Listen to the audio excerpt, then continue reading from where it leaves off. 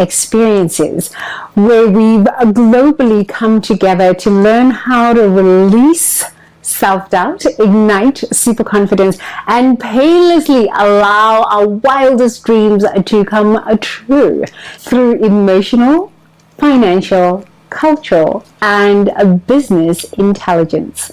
Now, on this episode of Financially Empowered Friday, we are going to delve into how to turn the page on years of bad financial choices, especially if you're deeply in debt and you're hopelessly sinking into depression. We all go through this experience. Nobody is free from debt and financial and money anxiety. And when we return from our short break, we'll delve deeper into this topic. So stay tuned with us and don't go anywhere.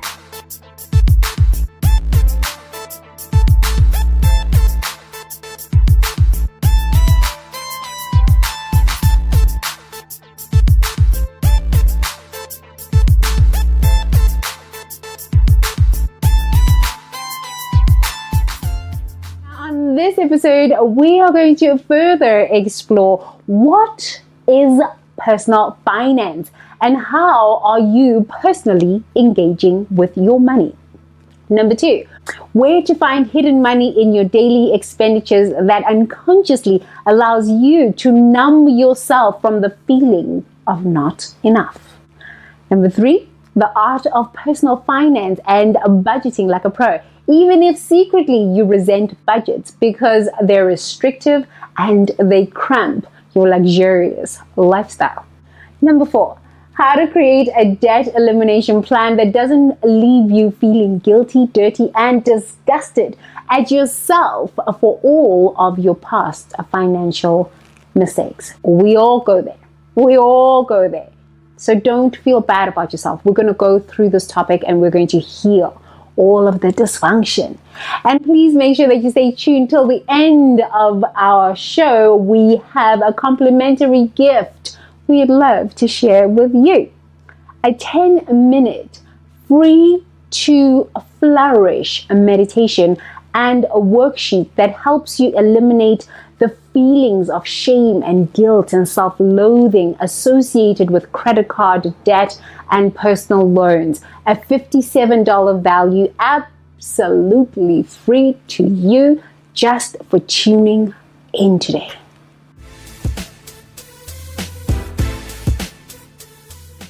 And as usual, we start off our live learning lessons with a quote. And this one is by Zig Ziglar. Money won't make you happy, but everyone wants to find out for themselves. Remember, you are not alone. You've got this. At FGL, we believe inside of everyone is a power, a presence, and a potential to achieve anything that we set our hearts and minds to. We are on this planet to essentially grow, unfold, evolve into our full potential. Growth, however, oftentimes comes wrapped in pain, challenges, and most of the time, change we didn't necessarily ask for. And I call these opportunities for growth what? Life squeezes, right?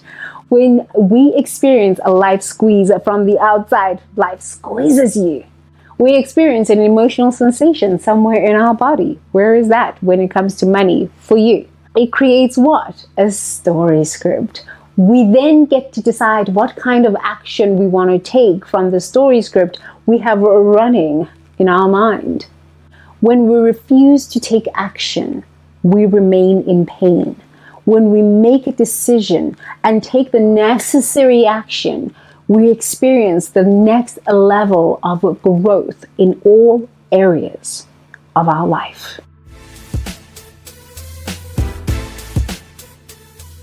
So we've all experienced money anxiety. We've all had our fair share of financial problems. A person who says to me they've never had financial problems, I'm like, tell the truth and shame the devil. Really, tell the truth, tell the truth. So I'll share a story. I was 19 years old and I bought a couch. I bought a couch I could not afford. So I moved into this incredible, beautiful apartment. I could afford the rent, I could afford the rent. But moving into this apartment, I could not afford to furnish the apartment. So I went and got a loan from a furniture store, and I finished my apartment with this loan from this furniture store. But why did I do that? I did that because I wanted to invite friends to my house so that they can see that I've got this incredible apartment and it's well furnished. I could have gone to the flea market and bought 4 bean bags for 400 rands. 400 rands. That's kind of like $40 American money. I was making 2,000 rands. That's $200. Right, $200 a month, and I went and bought a couch that cost $2,000. That was kind of really silly. But it was my self-esteem issues, right? I needed to be able to invite my friends to my apartment so that they can see that I've got this incredible apartment, and this apartment is so well furnished with grown-up furniture. I mean, yes, grown-up furniture, a beautiful couch, you know. My mother has a couch now, so it worked out. 20 years later, she has a couch, so it kind of, 18 years later, so it kind of worked out. But beautiful couch, was really good quality, incredible couch. But I couldn't really afford it. I really couldn't afford the couch. I couldn't afford the lifestyle. And so I got myself into horrendous debt. And then I lost my telemarketing job. I was fired from my telemarketing job. Oh my goodness. Now I couldn't pay for this couch. Oh, I was in so much shame. I was in so much self-loathing. Because the debt collectors used to call me 4 o'clock in the morning and call me and harass me for money to pay the couch. It was a total nightmare. So how did I get out of that? I literally had to just tell the truth and say, listen, I don't have a job, and I will pay you as soon as I get a job. And I had to go and hustle. 2 weeks later, I had to go and find a new job and pay for that couch. So yes, we've all gone through troubles with money. Some of us have gone to the extreme where we've had debt collectors call us. We've had debt collectors come and repossess the stuff in our house, our TVs and our couches and our cars and all of that stuff. I mean, there's nothing to be ashamed about. There's really nothing to be ashamed about. Sometimes it takes a long time to be able to get over that experience and say, you know what, I really messed up. I really messed up. But it's usually because we mess up financially because we have a knowledge gap. And there's nothing wrong with that. There's absolutely nothing wrong. So number one, it's usually our self-esteem issues. I have to say the truth. I'll speak for myself. I only teach what I know from my own personal experience. It's self-esteem issues, wanting to please other people so that other people can see that you got it going. Even if you don't got it going because you don't have the money to get it going, right? For me, that was that case. So number one, that was that. Number two, I had a knowledge gap. I didn't understand, number one, finances. Number two, I didn't understand interest and interest payments and how interest rates work. Number three, I didn't even have any savings, nor did I have an emergency fund. So when I got fired from my job, I was like, whoa, I don't know what's going on. I'm 19 years old. What am I supposed to do? You see what I mean? So there was 3 things that were going, that were a part of this whole equation, and I just didn't know. But now I'm older. I know better. So now I get to talk about this stuff. Okay, so now I want us to talk about have a heart-to-heart conversation. Money makes us all go, Do you know what I mean? Money is an emotionally charged subject for everyone. People who say, no, I got the money stuff going. Even billionaires can't sleep at night. Multi-millionaires can't sleep at night when they have financial problems. Everybody has to go through the threshold of consciousness to get to the next level of financial success. So the mindset that got you to the $5,000 job or $2,000 job or 200 rands or whatever it is, however amount of money you're making, it's not the same mindset that's going to get you to the next level of financial success. You need new information to get to the next level. And there's nothing wrong by saying, I don't know. Usually when we don't know and our self-esteem issues flare up, that's when we get ourselves into real trouble. We do. We get ourselves into real trouble. We don't ask questions like, listen, what is money? How does money work? And then what we usually will do when we are in that space of low self-esteem and in trouble, we will usually turn on TV and you'll listen to some guru on TV that says, you can't afford it! You can't afford it! When I first got to America, I used to watch this TV show. I'm not going to say who the person is, but I said, I already feel bad about money. I feel horrible about money. Why would I want to turn on to TV and have some woman yell at me on TV or some man yell at me on TV and tell me, you can't afford it? I already feel bad. Honestly, I feel horrible. I don't know what I don't know that I need to know. Why do I want to terrorize myself like this? But I don't know. Americans are really interesting. They like to be yelled at. They like to be harassed. I was like, I'm South African. I don't understand this stuff. Why is this woman yelling on TV? Why is this man so mean to the people that call in? And just, I don't understand. But maybe I'm a little sensitive about money. I grew up at home. We had a lot of financial challenges, a lot. So anytime money came up, there was war. There was total war, beating each other. So I've just had a little bit of a soft spot towards money. That's why I really wanted to study money, and I wanted to be around money and work in the financial services industry and work on Wall Street so I could just be around money, but from a feminine perspective where money is not we're not being terrorized for money and you're not feeling bad. So what is personal finance and how do you personally engage with your money? That's where we first have to start. So many of us, including myself, have had challenging or dysfunctional relationships with money. Childhood wounds.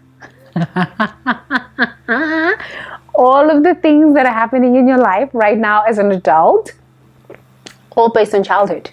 All based on childhood. Like the mistakes I made when I was 19 with my money, I learned from home. I learned from just watching my parents deal with money. But where did my parents learn about money? Where did black people in South Africa learn about money? Nowhere. Who was teaching black people about money? Nobody. Right? So yeah, I asked my husband about this. I used to ask my husband when we first got married. I say to him, as a white person, who told you about money? He's like, at home, we used to talk about money all the time. It's just what we do. And I said, you did? He's like, yeah, my mother and I used to talk about money. I said, black people don't talk about money like that.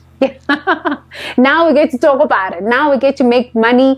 We get to demystify money. And this is not a Caucasian, African-American, African, Asian thing.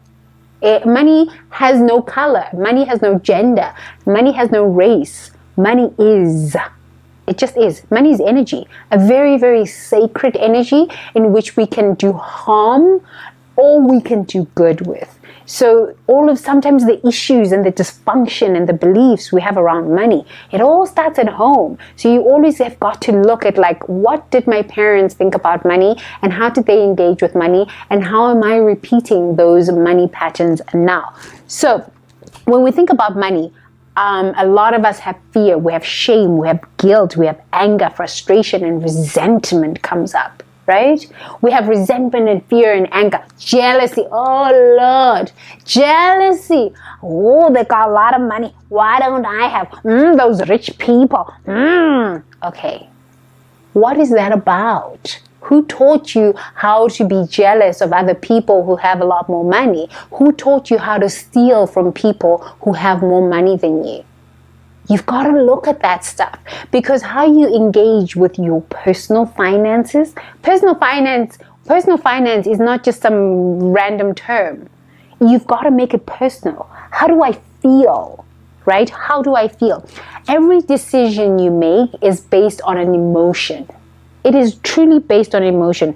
Whether you buy the shoes that you buy, the red sports car, the Rolex watch, or whatever it is that we buy in this world. whatever restaurant you want to eat at. It's a feeling. So it's based on an emotion. And the emotion is, will I feel good or will I feel like crap? That's basically it. And now when we add the self-esteem issues, when you got real chronic low self-esteem, you always want to go eat out at fancy restaurants so that they can see you, that you are spending money at fancy restaurants, so that everybody can know. And then you go put it up on Facebook. Look, I was at the Michelangelo today, or I was at the Picasso in the Bellagio in Las Vegas, or I was at Le Cirque in New York. Yes, it's a feeling of low self-esteem. It doesn't matter. Okay, yes, listen, I don't really like to eat at chain restaurants. It's not my thing. It's just not my thing. I cook at home. I'd rather go and buy food there at the farmer's market and come and cook at home, vegetables, and cook them up at home. I just don't like chain restaurants because I don't know where the beef comes from and I don't know where the chicken comes from, and it's just low vibrational food. I just don't like that stuff. It's just a personal choice for me. I don't like it. If I'm going to go eat out, I'm going to eat out at a very good restaurant, and I will pay good prices for eating out at good food. And if I don't have that money, I grew up who had no money at home. My mother used to cook. So I know how to cook. I learned how to cook and I cook at home. So I don't kind of have like self-esteem issues around that. But I have a lot of other self-esteem issues around money and like, can I afford this watch? Can I afford this handbag? Whatever it is, right? We all have that stuff and it's all based on a feeling. So personal finance is not all out there in the sky. It's personal finance. How do you engage with your money? And what feelings come up when you think about your money? Is it anger? Is it joy? Is it fear? Is it bliss? What is it? Get in touch with those emotions, because every decision you make about how you spend your money, how you save your money, or whatever you do with your money is based on a feeling of whether you're going to feel good or you're going to feel bad. Number 3, the first step to understand personal finance is to get acquainted with how you personally feel about your money. Because every decision you make is really about how you feel about your money. And once you know how you feel, now you can engage with your money.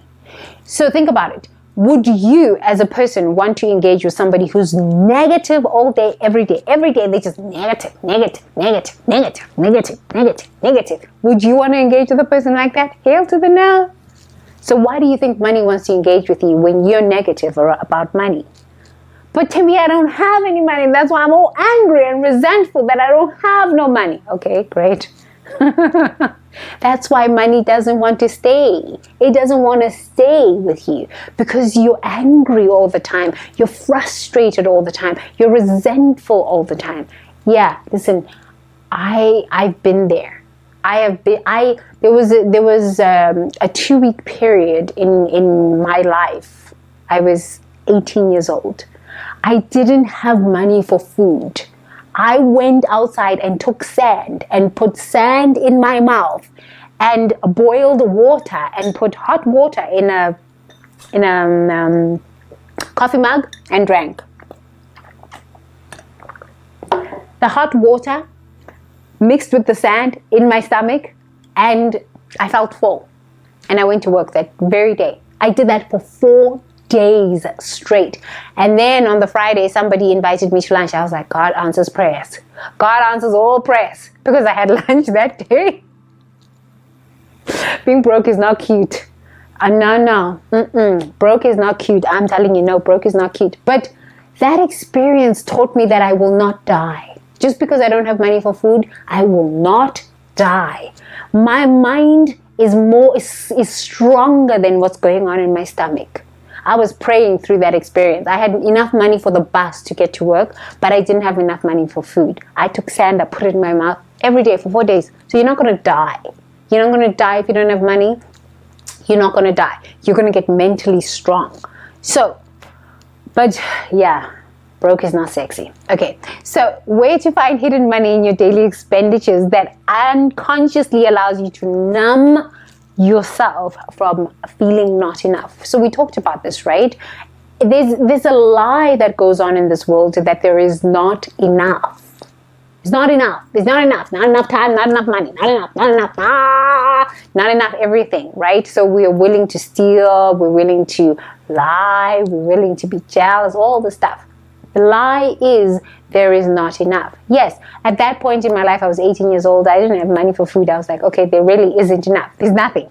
But listen, if you go outside, you put sand in your mouth, water, free, and you drink away. There was enough in my stomach. Yes, I don't think we should be eating sand. But I was so broke, I didn't know what to do. I was hungry. I was real hungry. So I put sand in my mouth and I prayed for 4 days. And by day number 5, I had somebody who magically took me out to lunch and I had food. So here's what happens though if you do have money, but you're just experiencing not enough. What you need to do is pull out your credit card or your debit card statement and look for the following, right? Because we all sometimes get hooked in this not enough. There's not enough, there's not enough, not enough time, not enough money, not enough, not enough, not enough. I want you to just do one thing. Pull out, even go online if you need to go online. Pull out your debit card statement, pull out your credit card statement, and do the following. Look for happy hour or alcohol purchases. You will find so much money there. When I came to the US and I started having a little bit more money, I spent money on wine. Even in South Africa, I used to spend money on wine. Why are we drinking? Let me ask the question. Why do you drink? Oh, it's culturally and socially acceptable to drink. Okay, yes, that might be the case. But usually when I am drinking, it's because there's something that's going on inside that I don't want to deal with. Right. You can be happy and alive and confident and dance. I can go to a nightclub and dance the night away and sweat and dance and talk to this person, text to that person. After that, go home sober. Right. We usually drink it's called, beer balls, to get liquid courage. Or we drink because we're stressed out from work, right? So we drink to calm our stress. Meditate instead of drinking an alcoholic drink. Maybe. Okay, so the first thing to do to find hidden money is look for your alcohol expenditures. But I don't drink. Do you smoke? Do you eat? Yes, some of us eat unconsciously. We eat unconsciously. Chips, chocolates, all of this stuff. So look, if you say, but I'm so Christian. I don't drink, I don't smoke. There's something that you do. There's something that you put in your mouth. Usually when I start putting stuff in my mouth is because I'm unwilling to speak my truth. I don't know, maybe it's not the same for you, but I'm just sharing my experience. I only teach through what I've learned. Yes, I read a lot of psychology books. I read a book a week, but I really only teach what I've learned and observed in myself. Usually when I'm putting stuff in my mouth is because I don't want to speak my truth. I don't want to tell somebody to get the hell out of my life, or I don't want to ask for what I really need, or something. I need to speak. So I used to smoke for a long time and drink. Smoke. But I was suppressing my truth. So look in your budget. What are you putting in your body? Food all the time. You don't really need to eat 3 meals a day. Honestly, if you eat healthy and your body has nutrients, you can get away with eating 2 meals a day and just the last part of the meal have a shake or something like that. So there's always something that we put in our body so that we don't communicate our truth. Number 2, on-demand TV, magazine subscriptions, and entertainment. Oh, we love to numb out. If we're not numb by being drunk, we're numb by sitting there watching TV. Putting popcorn in our mouth, eating. What is going on? There are emotions that need to be dealt with, and you are going numb. When I was drinking, I was spending kind of $200 a month. $200 a month drinking.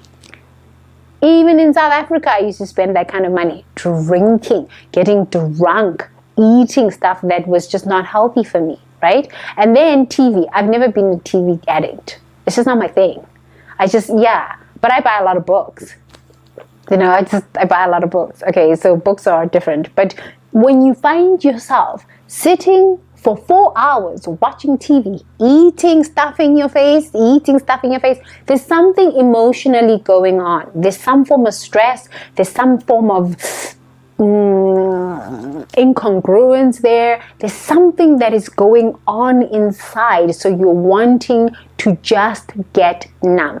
Think about it. If you most people spend about $100 on TV every month, and then they probably go to the movies too. So that's maybe another $200. So if you cut out alcohol, you cut out entertainment, you're now, even just think about it, 4 hours on TV every single day is 20 hours a week. I'm not saying don't watch TV at all, but maybe Saturday and Sunday, watch 2 hours and then be done. But what could you do with 20 hours? 20 hours a week. I got rid of cable 7-8 years ago. I got rid of cable. I said, enough. I'm not dealing with the stuff. Enough. Thank you. No more anymore. My time is valuable. What did I do after that? I started my first business. Well, it wasn't my really first business, but I started my stock market business. Because I had, all of a sudden, 20 hours to just do something creative and actually do something that will help me be financially secure in the future. Cut that stuff out. Why do you pay for somebody to tell you that you're not enough if you're not driving a BMW and you can't afford to go to Sands Beach Hotel vacation, or you can't afford this item, this clothing, or this, or this, or this? Why would you want to pay for somebody to make you feel bad? Cut it out. Create something with your life instead of constantly consuming. Number 3, junk food. Okay. Let's talk about this. Like we talked about it with the alcohol and stuff, junk food. I don't eat junk food. I'm sorry. There's something that you do. Every one of us, we are human. Whether you are white, black, Mexican, Indian, Chinese, don't matter. We all have emotions. We all have emotions. When we have money stress and any form of stress, we will put something in our mouth and we will go numb. Everybody does it. So don't feel bad if you're there. It's an awareness. Oh, yeah, I do that. Huh? How can I change? What would my life be if I just decided to change? So the art of personal finance and budgeting like a pro, even if you secretly resent budgets because they're restrictive and cramp your luxurious lifestyle. Here's a 30-day personal finance challenge. It's a challenge. You can do it. You can try, or you can. What's the worst that can happen? Try it and see how it makes you feel. What you want to get to is feeling. How will I feel once I've done this, right? So there's always not enough joy, right? So there's a concept. It's a lie. Not enough joy, not enough happiness, not enough money, not enough good friends, not enough good men, not enough good women, not enough money, not enough whatever it is. So for me, I always want to feel joy, especially when I'm dealing with money. We already are stressed out and we have resentments and angers and jealousies all deep down there inside. So I really want to get to a place of joy when I'm paying my bills or dealing with money. So not enough joy. So when I wasn't feeling good about myself and not enough joy, I go drink, smoke, drink, smoke. Okay, so here's the challenge. For 30 days, let go of one. I'm not saying let go of everything, just one of these. Whether it's alcohol, junk food, or entertainment. Just one. Just one. Give up one. No drinking for 30 days. See how you feel. You'll probably lose a lot. You'll probably lose weight. You'll stop hanging out with unhappy people at happy hour, complaining about their bosses and how bad work is and who slept with who and who did what. Oh my goodness, why do you even want to bother in those conversations? They are low vibration conversations. Don't engage in that stuff. Okay, so maybe you want to let go of alcohol. Even if you don't go to happy hours but you drink at home, let go of alcohol. Maybe you can substitute alcohol for working out. Who knows what you can achieve when you're not drunk and hungover in the morning. Maybe not enough excitement, not enough joy, not enough excitement, not enough money, not enough this. Okay, so maybe you don't want to give up your alcohol for this month, but for the next 30 days. But how about you give up TV? Entertainment. I should. Yes, maybe give up watching Frozen. I mean, there's grown adults that are watching Frozen. Okay, there's nothing wrong with watching Disney movies. But like if you're watching 4 hours of Frozen and then you even know how to sing Frozen, there's something wrong. All the songs for Frozen, there's something fundamentally wrong with that. That is a child's and anyway, we shouldn't be letting our children watch 4 hours of Frozen and Disney movies. Why are we allowing our children to believe in fairies and princesses? That stuff is not real. It's not real. So from a young age, our kids are being programmed into believing that one day Prince Charming is going to come and save them. No. How about we teach our young girls to be their own Prince Charming? Stop watching Frozen. Like, seriously. Okay. So I got hooked into, what was that show?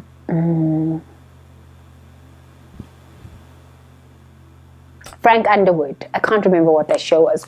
I mean, that was just binge watching TV. But every time I'd watch that show, I'd be depressed after that. I would just be so depressed. I'd be like, oh my God, American politics. And what do you see? Donald Trump. Okay, so stop watching that stuff. Just stop engaging that stuff.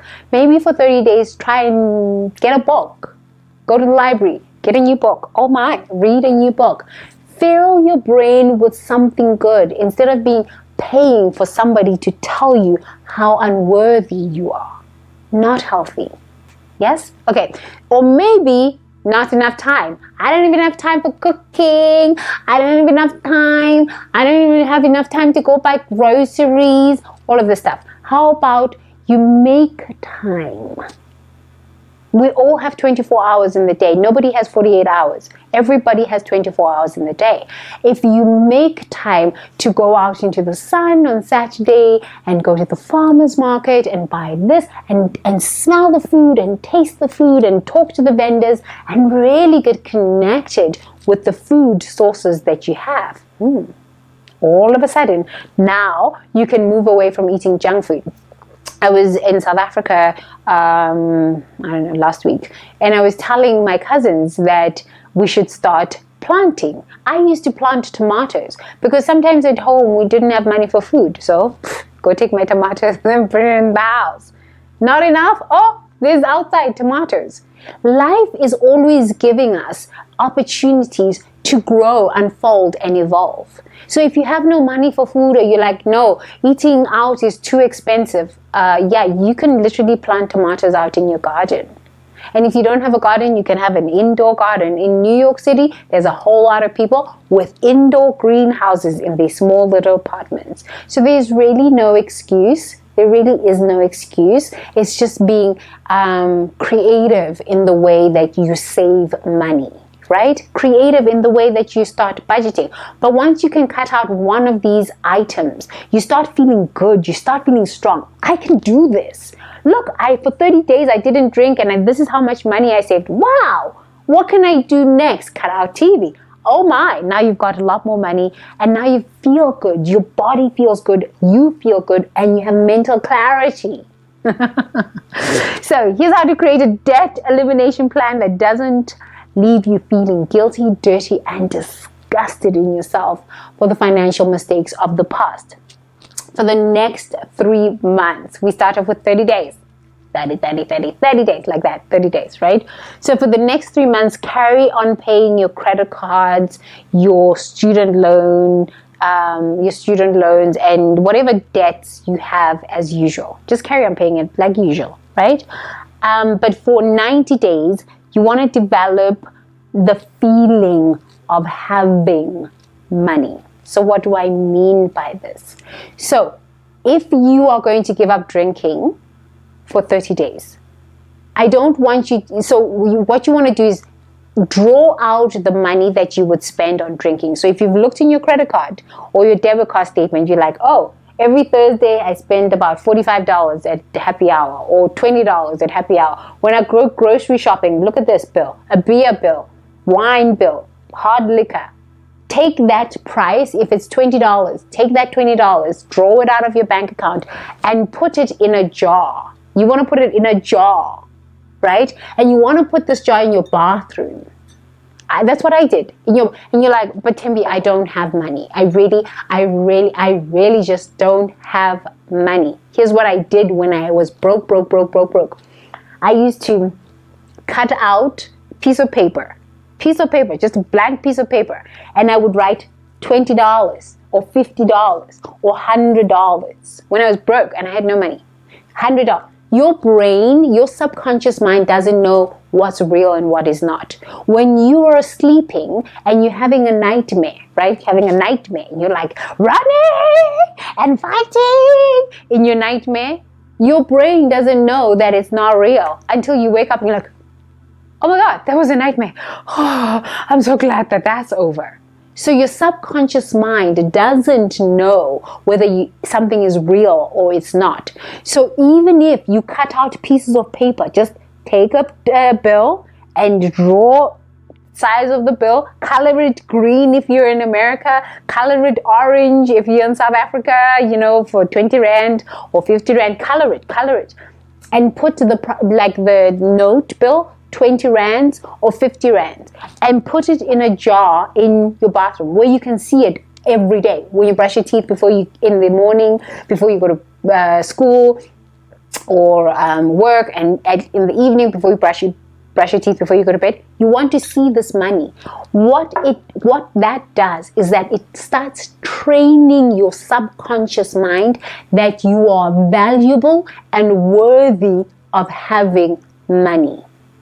Most of us think, I'll only feel good when I have money. Okay, but your brain, your subconscious mind doesn't know what's real and what isn't real. Because clearly, when you're sleeping and you're having a nightmare, you don't even know what's real and what's not. So you can trick your brain to believing that you have money by putting money into a jar, whether it's real money or whether it's not real money. If you're like, I'm so broke.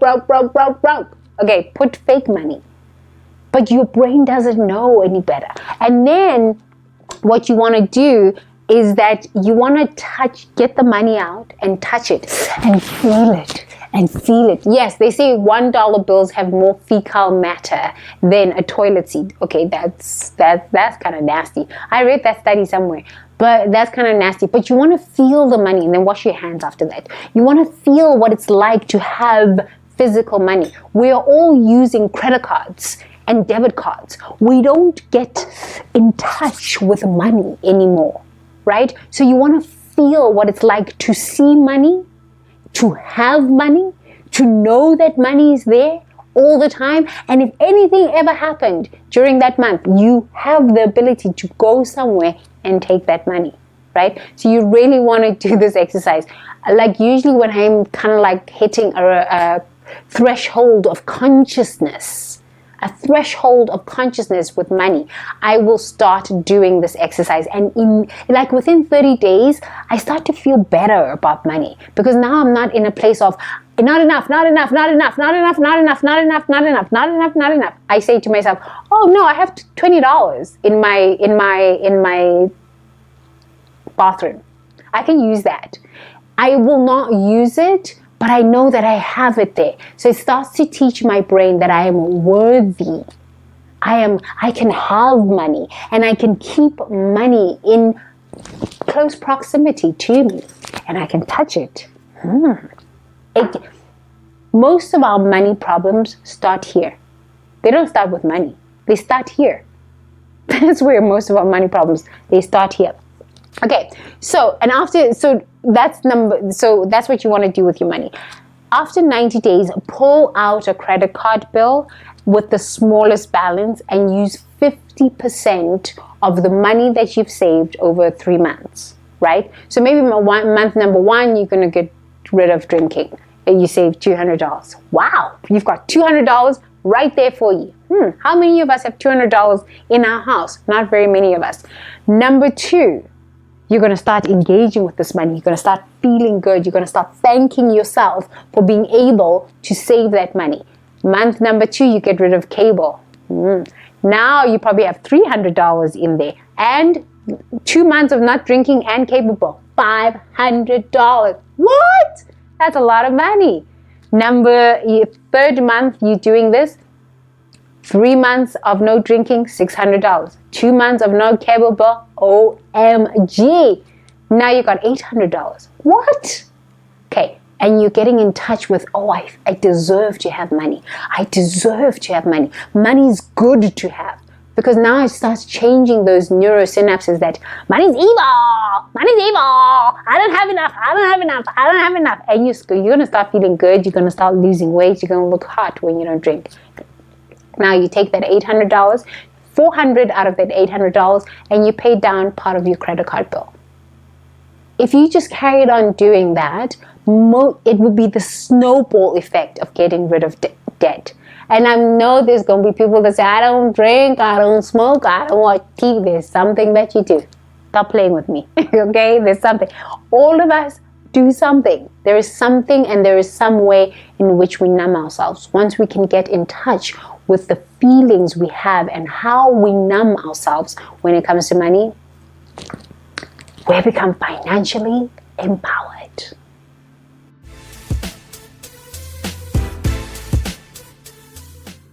And to beautifully close off our live learning experience, we go back to, the father of motivation, Zig Ziglar. He says, money won't make you happy, but everyone wants to find out for themselves.